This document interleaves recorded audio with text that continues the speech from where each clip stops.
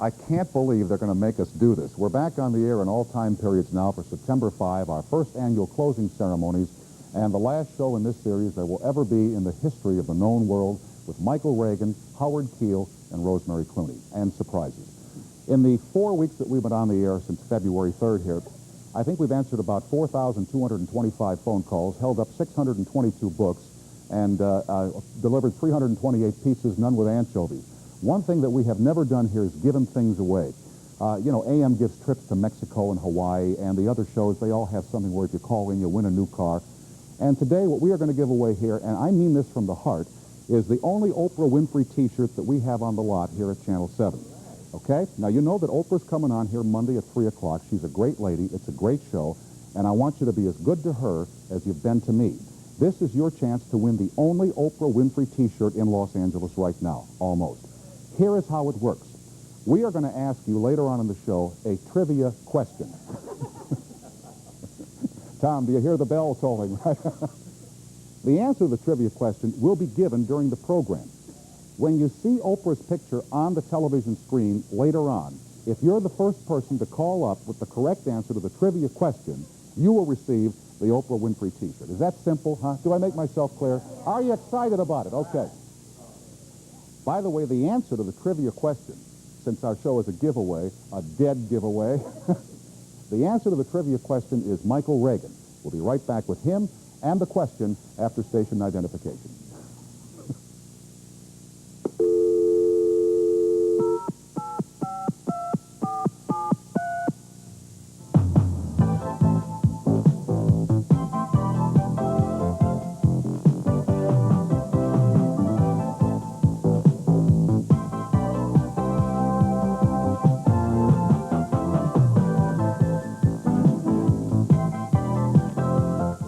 Incidentally, during the closing ceremonies today, we have to make room for the Oprah Winfrey Show, so our set has got to be taken out of here.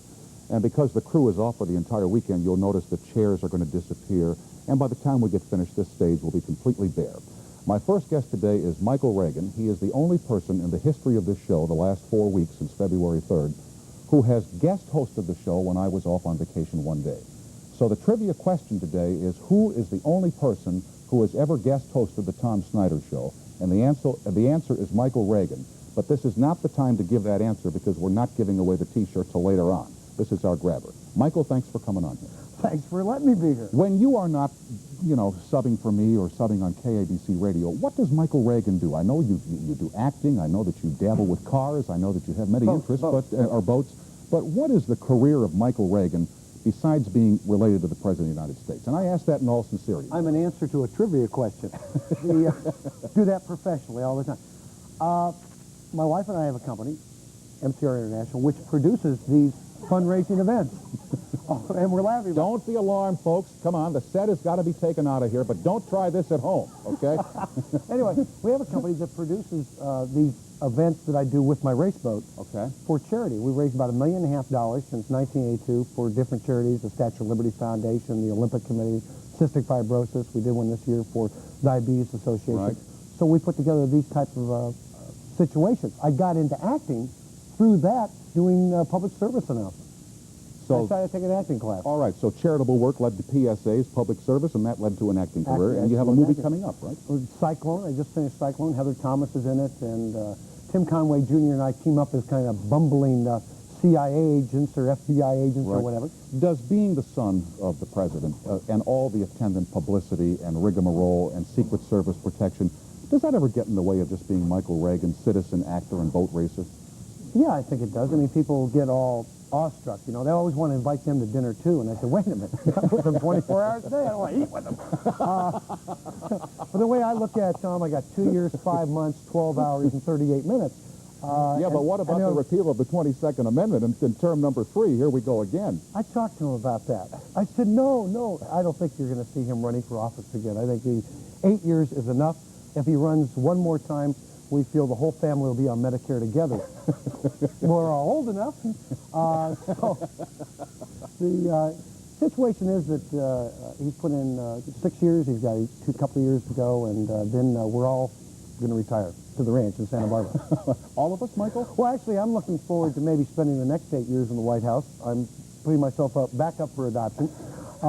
I've done all I can for this president, and I figure we can help out, and maybe Bushes would like to take me on. Heck, they've got enough kids in the family. One more wouldn't hurt. Okay, we're on the air here with Michael Reagan, the only person who has ever guest hosted this show. Line 3 is on the air. Hello there. Hi, Tom. This is Tony from Brentwood. Hi, Tony. And I'm going to miss you and your show, but Thank I do you. have a question for Michael. Okay. What's it like up at the ranch in Santa Barbara? Is it a regular cowboy dude ranch or type thing, or do they have just a...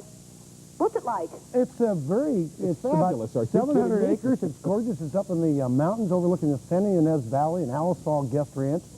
And my dad built the place really from almost scratch. They have a nice little lake and just a great place for him to get away and relax. I swear he plugs himself into a tree and takes 10 years off his life every time he goes there. I mean, how do you think I feel? The man's 75 years old, cuts wood. I'm 41 years old and falling apart. But I did find out from my dad he is going to leave me his hair in his will. Hi, this guy's funny. Are you kidding me? Jay Leno, move over. It's true. He said he would. Line 4 is on the air with Michael Reagan. Hello there. Hi, Tom. Hi, how are you? Oh, I'm fine. I'm so glad I finally got through to you. So am I. But I'd like to ask Michael, you have such a wonderful mother.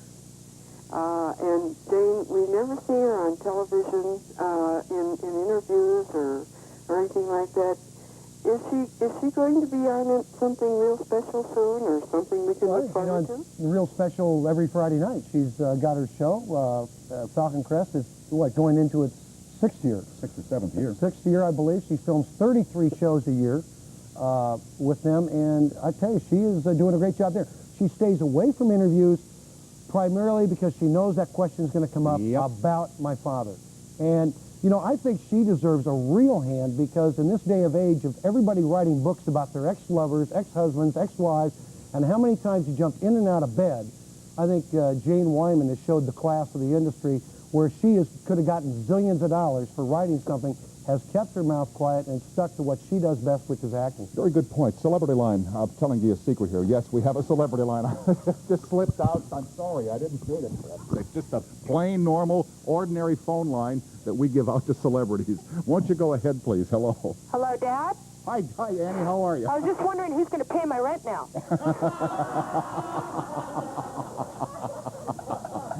Hey, honey, you're talking to the wrong father. I got a bad connection here.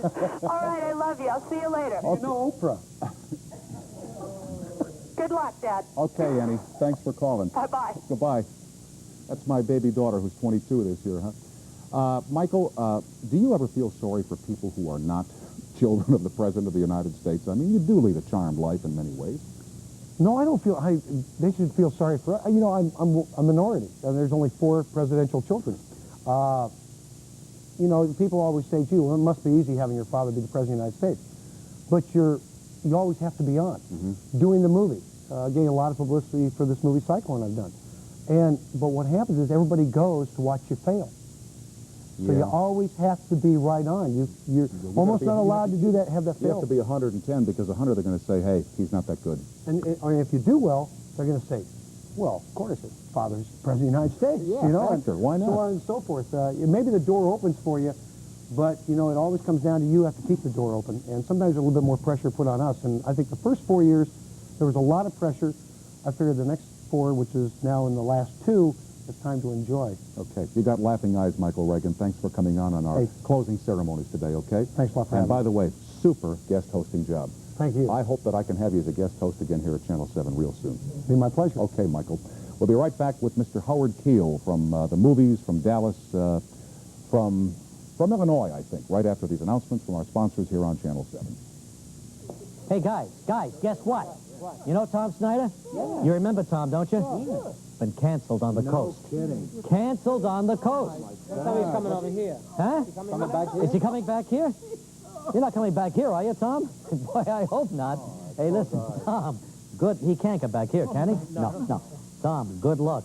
I'm with you. You're still my hero. You're still the greatest. You're still the big guy. He's been canceled.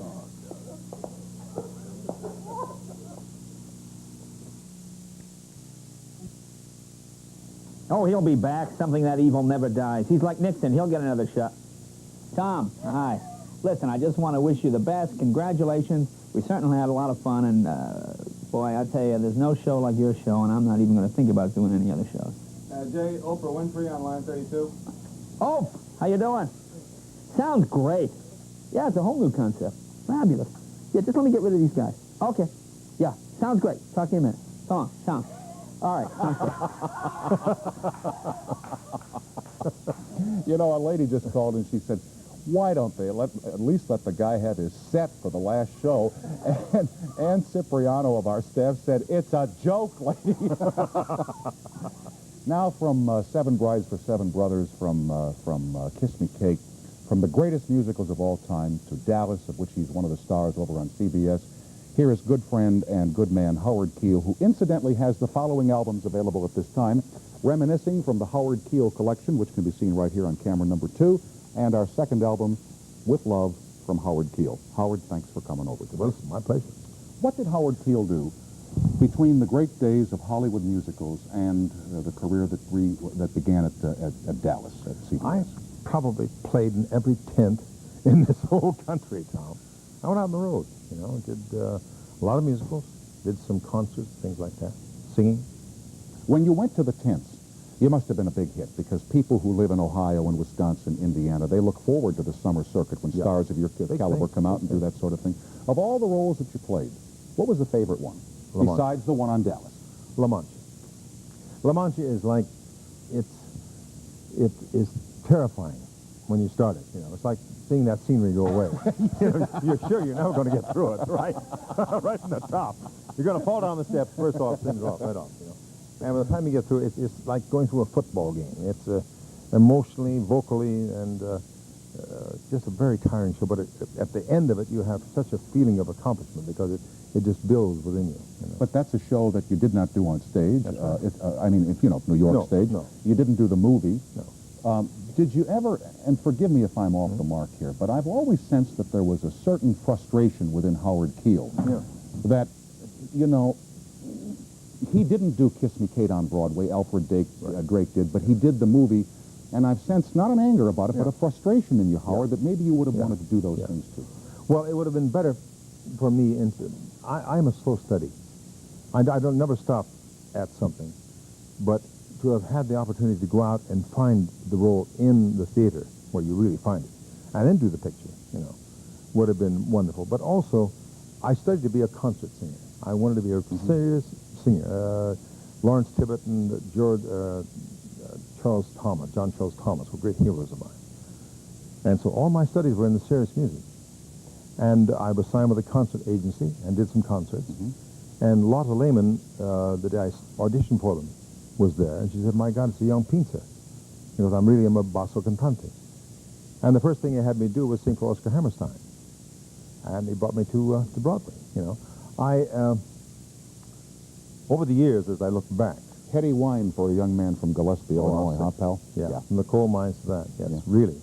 I look back on my life, and I have been a very fortunate man. I really have. I had a wonderful life, and still going on, and the scenery's still going out, you know? They told me it was going to be quiet, you know? No, it's a nice-looking fellow. Who, Paul? Oh, yeah. He can play most happy fellow.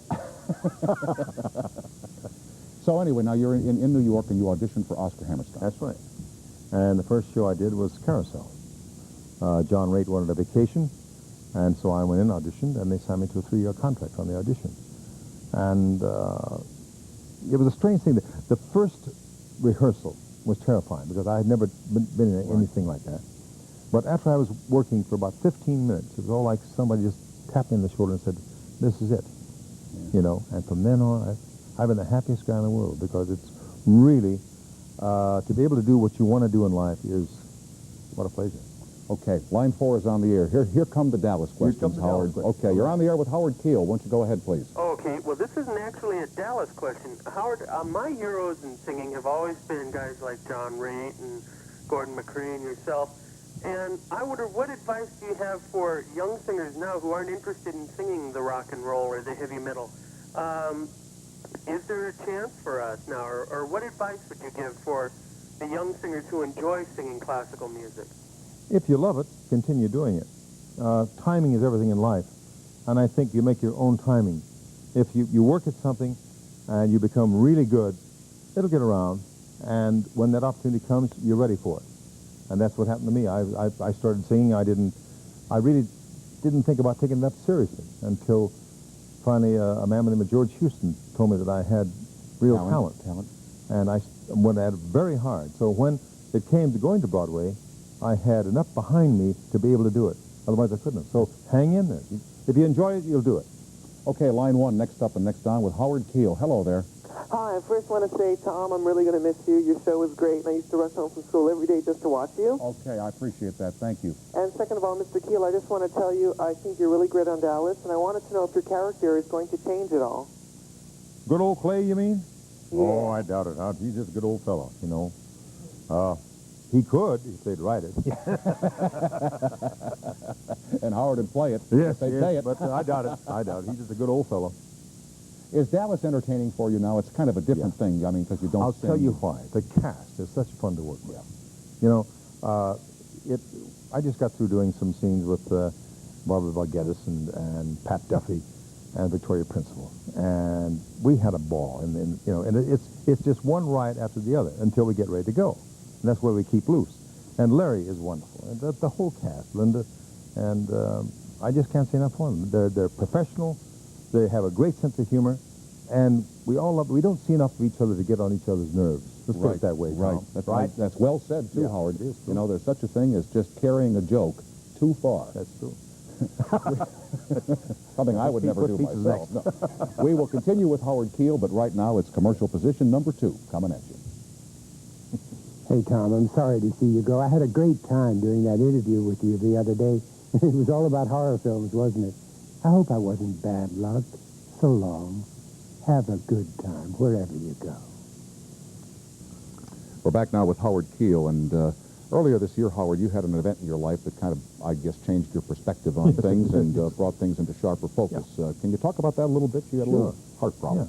Yeah. I didn't have a heart attack. I just had angina, what they call angina. What, you hurt? Yeah, a little pressure here and burning and that sort of thing. And luckily, the next morning I was playing golf at Bel Air, you know, and I got through and had lunch, and my doctor walked in the door. He just played 9 holes. So I went over to him and I said, you know, I've got a little problem I'd like to talk to you about. And he said, what is it? And I told him. And he said, took my arm and said, your car or mine? And took me right into the hospital. And they fiddled around, you know. It was a fascinating experience. I was not nervous about it at all. They found out that I had some blockage and tried the angioplastic. It didn't work. And so they decided best thing to do was a double bypass. And I'm glad I had it done, got it out of the way. You know, were you scared at all, Howard? No. The only moment that I had any panic was when I came out of the anesthesia. My anesthesia said, look, the first thing you're going to say is, when are you going to get started? I'll come about 6:30 in the morning. We'll start about 8 o'clock, and then, boom, you'll wake up and say, well, let's get going. So the last thing I remember was the gurney going down, and it looked like the ceiling was going 9,000 miles, and I said, God, slow it down, you know.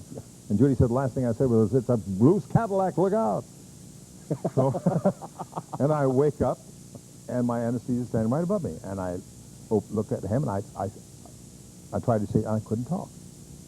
And my eyebrows went to my hairline, and he said, don't worry about it. He said, the machine's breathing for you. You don't have to breathe. Just relax. I thought, man, I'm in big trouble. I thought that was it. I know how to just relax. And from then on, if you breathe, it goes until you stop breathing. So you got to cut that off. We want the noise again. So all you hear all over the ICU is these horns honking at you. I did to get that pretty nurse I had, Miss Yappy. Oh, boy, what a set of eyes she had. You dirty old man in the ICU with a thing on his throat. Line 4 is out here with Howard Keel. Hello. Hi, Tom. This is Barbara from Canoga Park. Hello, Barbara. I'm just really going to miss you. Thanks, Barbara. In fact, I don't think I'm going to watch the show anymore. Oh, come on now, Barbara. Now promise me this. Now, you're going to watch next week and try it, okay? Oh, I'll try anything once. Hard-working lady. Good lady. You give her a chance now. Here's Howard Keel, okay? Okay, Howard. Okay. I just wanted to know how old you were when you made 7 Brides for 7 Brothers. 21. Yeah. I think so, yeah. No, I think I was about, I was 35. I was 35 years old, yeah. Yeah. That answer? And I love you both. I love you too. Bye. Okay, Bye. goodbye, Barbara. You know, when you see now the one where you're dancing around, Kiss Me Kate. Kiss Me Kate? And you're in the Yeah. tights and you look so great, Yeah. one leg black and one leg Yeah. white, and give them. That's right. Do you get a kick out of it? You got to Oh, yeah. laugh. I mean, Well, it's like watching somebody else. It really is. You know, I look at it and say, holy God. But if you get picky, Tom. Do you? You get picky. I said, oh, God, if I could just gone out and tried something, I could have been a little more expansive here, a little better there. But I love watching it because I loved Keenan Wynn and Whitmore. They were absolutely incredible, you know, as the two gangsters. They put me on the floor every time I watched them. They were just wonderful. And Katie, and working with Katie and Ann Miller and Fosse and Tommy Rawls and, oh gosh. It was a hard trial, though, that one, because they made it in 3D. And they had to put in 3 times the light because of the filters. Right. And on a set like this, if the lights were that close to you, it would get like 125, There goes 130 another degrees. piece of the set. Goodbye, Oh, yeah. Windows. Goodbye. Hey, see you later, guys. Don't break it now. I may use it next week. I've got a place in my house I can use that.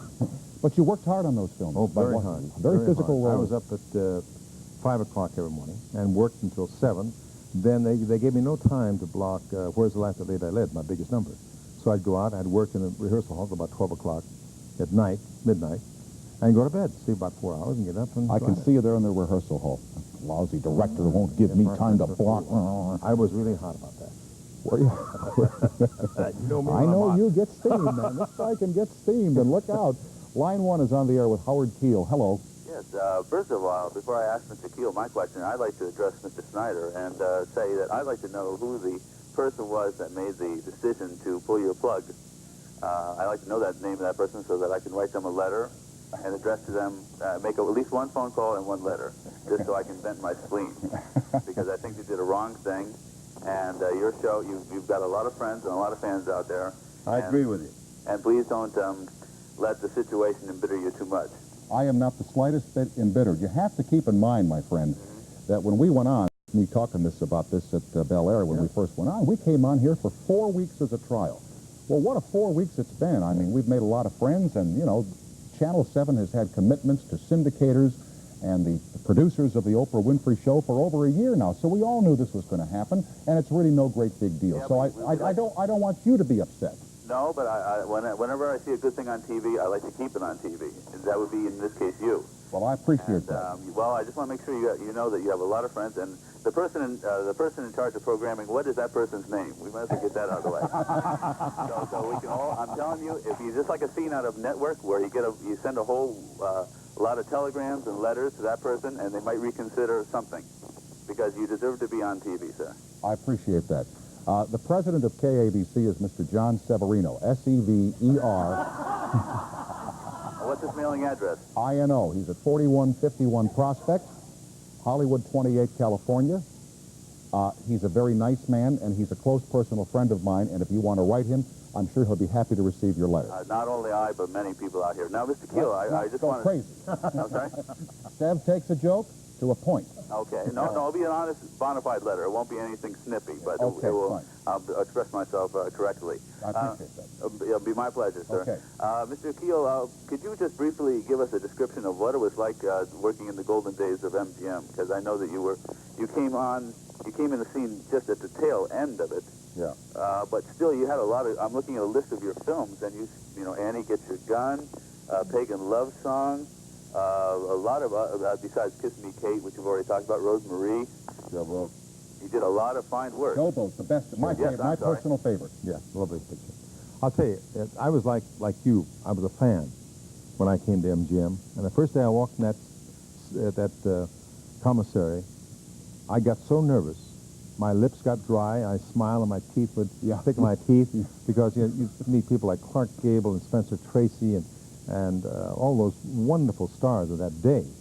And the day I met Greer Garson, I thought I would die. This is Miniffer. Oh, boy. I tell you, I was really... And when that picture that they have of the 50 stars, the 50th birthday and so forth, I was sitting between Gene Kelly and Louis Jordan. And I didn't say diddly-boo. I just sat there and tried to look normal, you know what I mean? Sit there, and when they smiled, they stink. It was awful, it really was. But I soon got over that, found out they were really nice people. They treated me wonderfully, and I have no bad thoughts about that at all. I hate people who gripe and moan about those old days, because anybody who had the opportunity to go through that, man. Bless them. Oh, yeah. You know what they don't know, Howard? They pay us, right? That's right. We'd pay them if they just let us do it. That's true. Okay. That's true. My friend, thanks for coming on here today and My being part pleasure, of our Tom. closing I ceremony. have closed some shows in my time. Okay. But this is one of the best ones I've ever closed. Thank you, sir. My thanks to Howard Keel, back with Rosemary Clooney as we continue for Friday afternoon here on KABC Television for Southern California. I've known you through a lot of spots, you know. You were pretty strong here at NBC, and we had a lot of fun together. Then I caught you in New York when you were in New York, and now I caught you out here. I don't know where you're going, but you'll wind up someplace good, I tell you. And if you don't, do me a favor, turn pro, golf pro. You can give me lessons. I'll pay. I need it. I'm shooting my age, but nobody believes I'm 105. I'm Tawny Little in the Eyewitness Newsroom. Coming up today at 4, another air tragedy hits the Southland. Pakistani forces stormed a Pan Am jet that had been hijacked overnight. As many as 30 passengers may have been killed. A Huntington Beach man has already been confirmed among the dead. We're going to have reaction from his family. There were also other local families involved, but for them there was some good news. We'll have that as well. We're also going to have a live report from Santa Barbara where President Reagan is on vacation. There's other news today. We'll have that, plus the weather and the sports, all of that at 4 when Harold Green and I follow the Tom Snyder Show. See you then. You know, earlier this week I called my pal Rosemary Clooney, who has been through a few wars with me. Said, Rosemary, we're having closing ceremonies on Friday. I need you. She said, you got me. And so here is my pal and one of the truly great people in this world, forget business, Rosemary Clooney. Thanks, pal. I've done no research. I have no idea what to talk about. Okay. We can just sit here and... Well, we can't sit here and look at each other for 20 minutes. Okay. Well, what are they going to do, I Rosemary? Take us off the... I wouldn't mind that. You're just gorgeous, and I love you. Thank you. And I love you back. And I admire you. And ask me for the first show the next time. You got it. Okay. You're a working lady, aren't you? You're on the road? All the time. Where are you Sure. traveling to these days? On the 16th, I leave for Japan. Nice little one-nighter. Not really a one-nighter. I'm there for 2 weeks. I enjoy that, though. They love the kind of music that I sang in the 50s, and there's a whole new audience for me with the jazz record that I've been doing. So I'll be there for 2 weeks doing concerts with the group that I record with, and then come back and go to Harrah's and be at the Vine Street Bar and Grill? Bar and Grill, yes, in the end of October. And then I go to... you don't want to hear all this. I don't want to hear it, but a lot of people might have thought that Rosemary Clooney, who worked for so many years in motion pictures, television, on-stage, concerts, might be able to take it easy now and breathe a little bit and enjoy all the money she's accumulated all these years. Oh, sure. You want to go for 5 children. 5 children, and you know, it's a strange thing. Taking care of a house just goes on, and it's an enormous financial responsibility. And you know, and then the kids leave, and I don't feel like selling it because the kids, you know, come back. Of course it is, and it belongs to them. It's a wonderful place too, and I really love it. It has the single biggest laundry room in all of Southern California. Yes. Line 1 is on the air with Rosemary Clooney. Hello there. Hi. Hi. This is Edith from Whittier, and I want to say we're both going to miss you. My husband's here, and we love you, and we're going to miss you. Well, we love you back. Thank you very kindly. And I want to ask Rosemary what year she may come out of my house. Maybe she could sing a bar. Sing a bar. No, I can't sing a bar. Okay. We don't have the accompaniment here. But I tell you what, I made it in... listen, just the thought of it made me anxious, and I got a frog in my throat. No, why would it make you anxious? Singing is different from talking to friends, you know? Yes. You know? Even an interview is different from talking to friends. That's why there was no hesitation on my... Are they doing this still? Yes, we have to get this thing out of here by 4 o'clock. Okay. It's going to go on, right, Tom? You know unions, all the way. Rosemary. Yes, I do. I really know unions. Okay. These guys are off the clock at 4 o'clock, and that's it, okay? I made it in 1951. Was there ever a time, because you are so closely identified with that song, where you might have said, if they asked me to sing that thing, or if I have to sing it one more time, I'm going to go out of my mind? Do you know something? There really never was. I've done something that I think is kind of smart. I've had a new arrangement done about every 3 years. Right.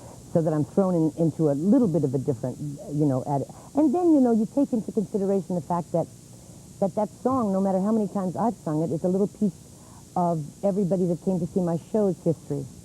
So if they're nostalgic about it, the way that I am about other singers and songs, then I've got to do that. The gentleman who called to ask Howard Keel, where do young men, and now let's expand it to young women who sing and who have talent, who don't want to do metal, who don't want to do rock, who want to do music, where do they go? Well, Howard should hang in and wait for the time to happen, but that's very frustrating. I know it is. But it's a strange thing. I used to hear Bing Crosby answer that question very often, where do young singers go to? And he says, if you go to your living room and you sing in front of 4 people, that's the start. They're really doing it now. Yes, they are. But, any place that you can sing in front of people and just get the experience. And I think that that's probably it. It's hard to get paid for it. That's the only thing. Yes, I know. I know. But people like Linda Ronstadt and my daughter-in-law, Debbie Boone, who sings good music. Sure. They break through an awful lot of the barriers. So the music's out there. You know what I learned about singing? When we did the late night show, we had bands come in. I never knew that you had speakers that you could hear yourself. Oh, yeah, have to. Have to. Those of us who don't have speakers and try and sing along, we can't hear what we sound like with the record in the background, but you've got the speakers, honey. Yeah, right. Got to do that. Got to. Let me take a fast break here. We'll continue with Rosemary Clooney here on Channel 7 in Los Angeles right after these fast announcements. Tom Snyder, this is Pete Uberoth from New York, and I want to say that kind of congratulations on your last episode of this show, and congratulations on the next show you're going to do. I'm in a business of fans, and I'm a fan of yours, and so I know the next thing you do in television will be bigger and better, and hopefully you won't make too much fun of old baseball commissioners who are stuck in New York and not out in California with you. And I also want to be sure that there's no big change in your golf handicap. Good luck to you. You've been an important inspiration in this business, and you will be in the future. Okay, we're back with Rosemary Clooney, and line 6 is on the air. Won't you go ahead, please? Hi. Hi, Tom. Hello. This is Sandra. I live in Laguna Hills. Okay, Sandra. I wanted to tell Rosemary Clooney that we're originally from Cincinnati, and we were so pleased when Nick Clooney came out here to work on NBC. What happened? Well, Nick got fired. Rosie, does this go no? It's ask me if they get this in Cincinnati. Do we get this in Cincinnati? Well, you see it, but you don't get it. That's good. That's very good. No, it's a strange thing. Nicky is doing really well. Back in... He's back on the air on WKRC, is he not, in Cincinnati? Yes, and doing wonderfully well. I think that Nicky is really happier back in the Midwest. He had a good time here. But then he had to show up at my house every so often. He had duties, family duties. Also, he was under a lot of pressure. May I say this of Nick Clooney, whom I've never met, but, he went through a period when there were a lot of rumors in the paper and a lot of comments in the press about me and everything else. Yeah. And I often wanted to call him, and I never did, to say, Nick, what is in the papers is not what's in my heart or what's in my head or anybody else's. I think he knew that. I really think he knew that. I really think he knew that. And the way that he was, they never let you go gracefully sometimes, you know. Oh, God, no. And to say, well, we're going to not have this person on the air anymore because he isn't lively enough, I think to myself, well, are we doing the news here or are we doing a circus here? I know. Well, it's a strange thing. He made I think, a kind of an enemy early on in high places. And Nick has a tendency to do that. But, he's very honest. And so what you see is the way that Nick is. But he's okay, I know. He's really doing well. That's terrific. Yeah. Okay, line 3 is on the air with Rosemary Clooney. Hello there. Hi, Tom. Hi. Bob from North Hollywood. Thank you. Can I have the license of calling her Rosie? You betcha. Good. I'd like to ask you about the television story that was done on your life. Yes. What were your reactions and the feelings about the way the show was done? And did you have anything to say about the production? Not much to say about the production, but I chose Sandra Locke because when I saw her when she was about 17 doing The Heart is a Lonely Hunter, I thought to myself that she looked like I did when I was very young. And so I liked her very much. And to turn the reins over to her, I felt was a good thing to do because she's such a good actress and such a really dedicated one. I like the way that it came out. It's okay. Hey, I like the way that it came out, too. Thanks. Came out terrific. Line 4 is on the air with Rosemary Clooney. Hello. Hello. Hi. Hi, my name is Dee. Your name is... I didn't hear your name. I'm sorry. My name is Dee. I'm from Inglewood. Okay, D, right? Yes. Good, good. I'd like to know what you're going to do with your plants. With your plans? Oh, the plants. Just a second. Excuse me, Yes, Tom, sir. I need to take your regular mic, and I have a backup for you. Of course, this real mic has to go now. Right. They're taking your microphone? Honey, When they we go, just they go. we just hit the iceberg.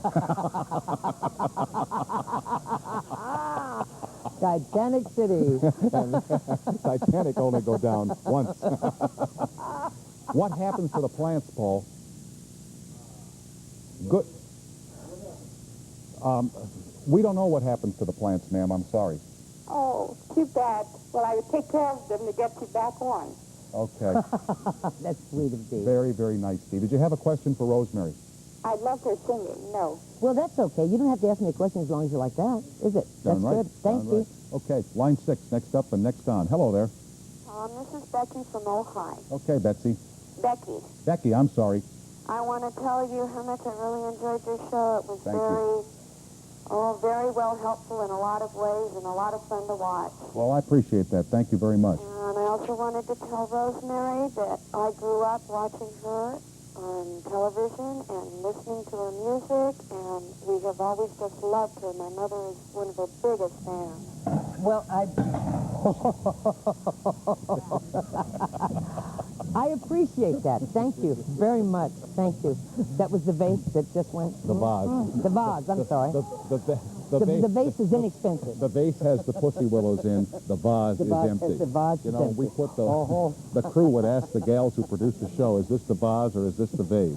I don't know if this was such a... This looked awfully good on paper this morning, but it's not quite turning out the way we planned, you know. I kind of like it. I'll tell you, you know, look, now, is there a monitor where Rosemary can see herself? Put us up on the prompter line. Put us up on the, put the prompter on the, there. Doesn't a black background look much better than bright light background when you look at it? I mean, look at how your hair stands out nicely, your skin tones are right. It's nice. And, you know, I'd go home every night for the last 7 months and look in the mirror and say, you know, how come you were gray from 3 to 4 and you're just salt and pepper after 3 to 4? Because they only put about 4 million Röntgens of light out here. You could play football out here, for heaven's sake. I want one more call for Rosemary. We'll go to break. Line 3 is on the air with Rosemary Clooney. Hello there. Oh, lucky me. This is Sonny. You're the last one, my dear. Good. This is Sonny from Pacific Palisades. Hi, I Sonny. talked to you once before. Right. And we just got back from our 49th anniversary cruise, and I'm so glad to catch you. Okay. Because I wish they weren't going to let you be off. And tell Rosemary... No, you tell her. Tell her yourself. She's right here. Rosemary, I have admired you for years and years, and I'll stop there because I think you are terrific, and we love your singing and the way you've raised your family. You're just A-OK. Thank you. Thank you very much. By golly. By golly. And stay up. Okay. Sonny, thank you for calling, and Rosemary, thanks for being my curtain closer here today. God bless you. You're the best, kid. So are you, pal. I love you, pal. Take care. We will continue with the giveaway of the Oprah Winfrey T-shirt, which is one of the moments we've been pointing towards here this afternoon, right after these words from our sponsors on Channel 7. Tom, Johnny, and I want to wish you all good luck. We won't say goodbye because you're a good broadcaster, and you'll be back soon. Just don't stay away so long, okay? Good luck. All right, now the set is finally gone. Trying to get that sucker out of here for 7 months.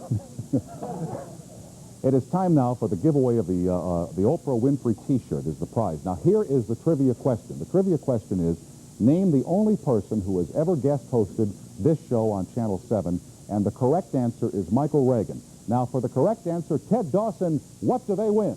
Thank you very much, Tom. It is the official Oprah Winfrey T-shirt. That's right, ladies and gentlemen. The first caller who correctly answers today's official Tom Snyder trivia question receives this stunning Oprah Winfrey T-shirt in the official colors of white and purple. This half cotton, white and purple combo is half cotton. It's machine washable, wrinkle resistant, and one size fits all. if you're not fussy.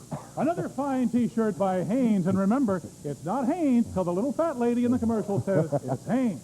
All for the correct answer to the official trivia question. Now, Tom, back to you.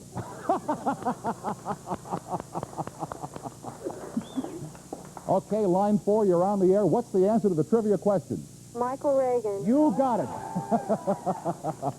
Now, put her on hold. Stay on the line. We'll get your name and address, and we'll send you the Oprah Winfrey T-shirt with our love and hopes that you'll be as good to her, as I said earlier, as you've been to us, okay?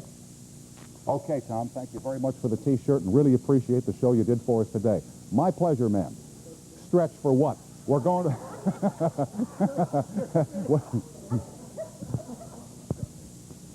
Don't take my flower, Tim. What a guy. We'll be right back to wrap it up for Friday afternoon here on Channel 7. We'll have the 4 o'clock news after this for, thank you very much, for KABC Television for Southern California. Get off me. Well, you and I both know the ups and downs of this business, but what lasts is friendship, respect, admiration, affection. You've had mine for years now, and you still do.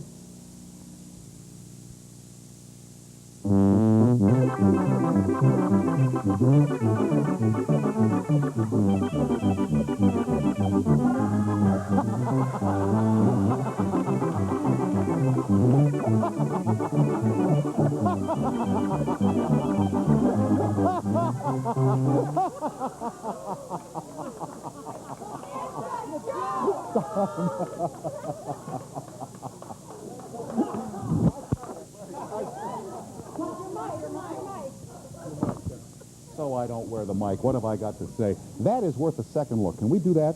Can that...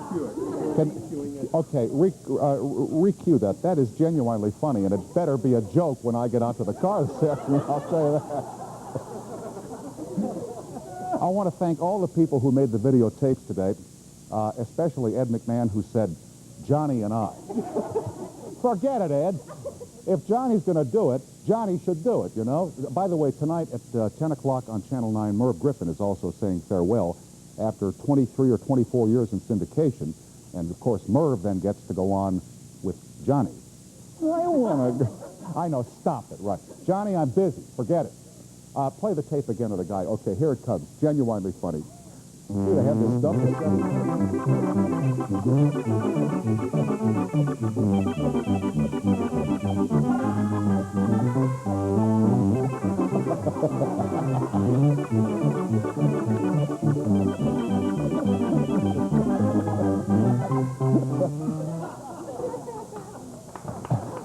Very good. Thank you. Just a couple of things. This is not going to be long, and it's not going to be maudlin. Thanks to the people of Ion LA, who have been great supporters of ours during the 7 months here. They sent us the corsages today. Their videotape crews did mud wrestling for us and all the zany things we did out on the front lawn. So to Mike Miller and all the people at Ion LA, thank you for your help, for your love, and for your support. To you who have watched this program, who have called in here, back in November of 1974, I left the 6 o'clock news over at KNBC and went on to pursue a career in New York that has been filled with some tears and some laughter. Most of it laughter, thank you. And most of that laughter has taken place here in Studio 52 in the afternoons between 3 and 4 o'clock. And I have a lot of people to thank, from John C. Severino, our president and general manager, Verla, the station, the executive secretary of KABC, and to all the people who listened to that last program at KNBC when I said, please don't forget me, because I'm going to want to come home. What a homecoming you gave me here at Channel 7, and I thank you for it, and I love you for it. Now to the ladies and gentlemen of KABC Television for Southern California, our crews, and 6 remarkable young women from Channel 7 News who I love desperately and who have helped produce this show for the past 7 months. My thanks for your love, for your support, for your understanding of my craziness, for my maniacal depressive time. Now the 4 o'clock Eyewitness News here on Channel 7 with the team of Tawny Little and Harold Green. There they are, and here they go. Okay, Tom.